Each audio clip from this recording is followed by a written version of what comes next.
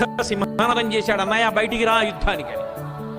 వాలి వెళ్ళబోతున్నాడు. తార చెయ్యి పట్టుకుని వెనక్కి తీసుకొచ్చి కూర్చోపెట్టి, సావధానంగా విను, ఒక్క మాట చెప్తాను విను.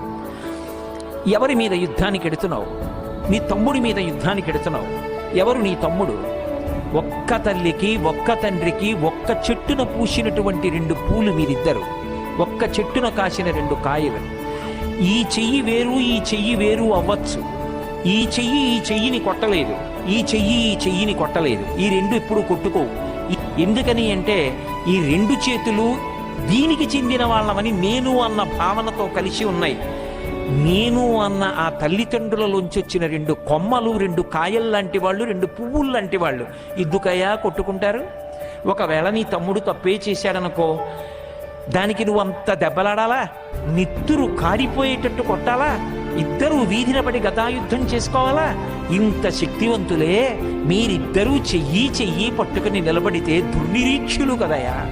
లోకం ఎంత సంతోషిస్తుంది ఇటువంటి బిడ్డల్ని కన్నా. తల్లిదండ్రులు ఎంత గొప్ప వాళ్ళని. తండ్రికి తల్లికి రేపు తద్దినం పెడితే బొటనవేలు మించి నీళ్లు విడిచిపెడుతుంటే పెద్ద కొడుకు చెయ్యి కిందనుండాలి, మిగిలిన కొడుకుల చేతులు పైనుండాలి. ఆ ధార పెద్ద కొడుకు చేతిలోంచి బొటనవేలు మించి కింద పడాలి. తల్లిదండ్రులు పుచ్చుకునేదా నీళ్ళొక్కటి. ఆ నీళ్లు పుచ్చుకునేటప్పుడు వచ్చి చూసి ఒక్క చేతి మించే ధార పడుతుంటే కన్నుల నీరు పెట్టుకుంటారు. 2 కొడుకుల్ని కన్నాం. ఎందుకు?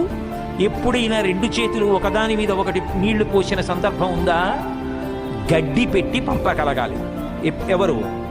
భార్యలు. మీరిద్దరూ ఏ కొట్టుకు చచ్చినా మామయ్య గారి తద్దినానికి అత్తగారి తద్దినానికి కలిపి నీళ్లు వదలవలసిందే.